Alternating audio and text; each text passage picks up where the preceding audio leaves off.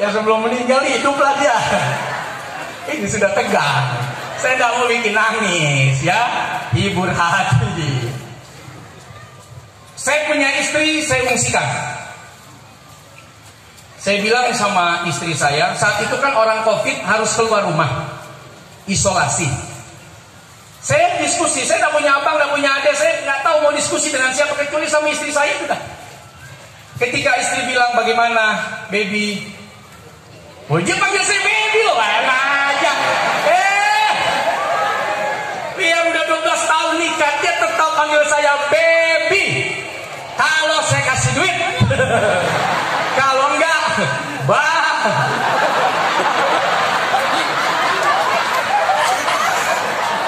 Bye-bye. B2.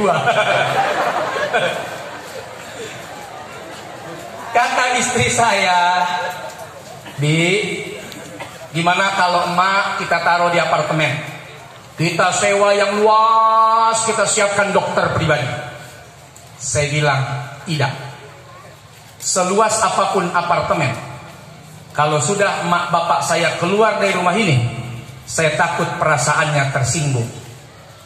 Lebih baik saya bawa ke rumah sakit. Tapi saat itu saya punya kesempatan. Emak dan ayah itu belum parah, tapi sudah susah rumah sakit untuk menerima pasien. Beberapa suster suntik obat segala macam bla bla bla. Saya masih bisa nyuapin, saya masih bisa siapkan pakaiannya, saya masih bisa kasih obat. Saya bilang, kamu anak-anak, mbak-mbak, keluar semua dari rumah ini. Selamatkan dirimu, selamatkan anak-anak kita. Bukan saya tidak takut mati, takut. Takut. Anak masih kecil-kecil, istri masih muda. Siapa yang tidak takut? Tapi saya lebih takut kalau emak saya tersinggung, ayah saya marah. Itu yang saya takutin, Pak. Singkat kisah, sudah mereka mengontrak di sebuah rumah. Sampai pada akhirnya emak ayah saya sudah mulai parah. Saat itu dokter bilang, kita kirim ambulan Pak Ustaz. Tidak usah, pakai mobil saya saja. Biarkan saya bisa bersama. Saya bawa itu ke rumah sakit. Sampai rumah sakit paling 1, 2 jam, 3 jam naik langsung ke UGD. Naik langsung ke tingkat paling tinggi. Sampai pada puncaknya ayah di ventilator. Emak sudah duluan meninggal. Di tengah perjalanan menuju kematiannya, saya dapat informasi saat itu. Katanya ada obat sakti, namanya Gamaras. Saya bilang cari itu barang. Telepon memang susah barang ini. Harganya pun melonjak tinggi. Satu ampul tuh 60 juta. Ayah saya butuh 23 ampul. 60 juta kali 23, hampir 1,4 M. Saya bilang bayar, cari. Datanglah barang itu tanggal 16 Juli. Subhanallah, jam 9 malam mau disuntik, jam 7 malam obatnya datang, jam 8.05 ayah saya meninggal dunia. Obat sudah dibeli. Nyesel nggak? Nyesel nggak? Nyesel nggak? Jangan-jangan kalau nggak dibeli obatnya, itulah penyesalan yang paling besar. Begitu dibeli obatnya, mungkin lebih kesebel kali ya. Tahu meninggal ngapain gue beli obatnya, gitu ya? Gitu nggak? Kalau ibu kepengen anak ibu tidak begitu kepada ibu dan bapak, cetak anak-anak kita menjadi anak yang soleh dan solihah. Sebagaimana Nabi menyampaikan, anta wa maluka li abik.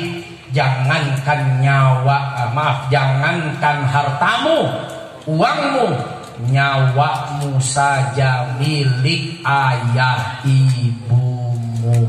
Kalau sudah untuk ayah dan ibu, jangankan harta, nyawa kita pertaruhkan untuk ayah dan emak kita. Itu semua akan bisa ibu bapak dapatkan kalau ibu bapak punya anak soleh dan solihah. 3. Ketika saya berharap Pak Bu saat itu dengan uang 1,4 miliar bahkan lebih. Ini saya cerita, saya pengen ambil hikmahnya. Saya berharap bapak saya bisa selamat, ayah saya bisa pulang dari rumah sakit. Berapapun saya keluarkan. Tapi Allah berkata lain. Takdir saya bukan untuk itu, tapi takdir saya untuk bicara seperti ini di hadapan ibu dan bapak yang masih punya ayah, yang masih punya emak. Bersyukurlah kepada Allah. Anda tidak perlu mengeluarkan uang 1,4 miliar.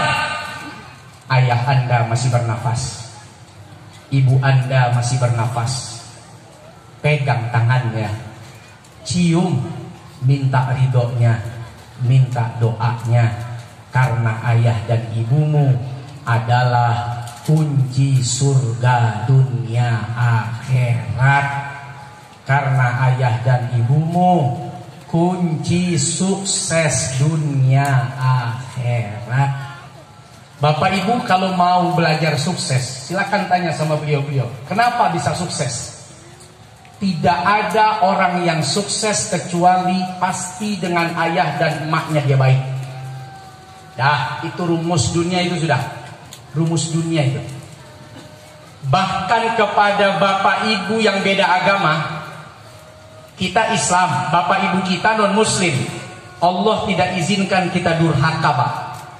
Wa sahibhuma fid dunya ma'rufa. Kalau kau punya orang tua yang beda agama denganmu, kamu muslim, dia non muslim, kamu tetap tidak boleh durhaka. Kau temani dia dalam kebaikan, kau layani dia penuh cinta dan kasih sayang, bahkan kau doakan selama dia hidup. Begitu sudah meninggal, baru kita nggak boleh lagi mendoakan. Tapi buat yang sama-sama Islam, ayatnya lain lagi. Wa qada rabbuka alla ta'budu illa iyyah wa bil walidaini ihsana. Setelah Allah memberikan pesan, semua hamba-hambaku, jangan kau sekutukan aku. Setelah itu, berterima kasihlah kau kepada emak dan ayahmu dengan cara yang ihsan. Apa itu ihsan? Berbuat baik tanpa perhitungan. Sejahat-jahatnya ayah kepada kamu, wahai anak, sejahat-jahatnya emak kepada kamu, wahai anak, kamu tidak boleh durhaka kepadanya. Kamu tidak boleh mengeraskan suaramu di hadapannya, walaupun dia jahat kepadamu. Itu ihsan. Dan ingat, sejahat-jahatnya ayah dan emak kepadamu, seburuk-buruknya hidupnya di hadapan Tuhannya, kalau dia berdoa buat anaknya, la hijaba bainahu wa bainallah, tidak ada hijab antara dia dengan Allah Subhanahu wa taala. Hebat nih orang tua, manfaatkan anak-anak mumpung masih hidup. Doanya mustajab seperti doanya para nabi-nabi dan rasul-rasul di zaman Bani Israel. Pasti didengar oleh Allah. Yang bikin saya sedih bukan kehilangan, itu sesuatu yang pasti. Tapi yang bikin saya sedih, kunci surga saya sudah diangkat, diambil oleh Allah Subhanahu wa ta'ala. Itu pesan.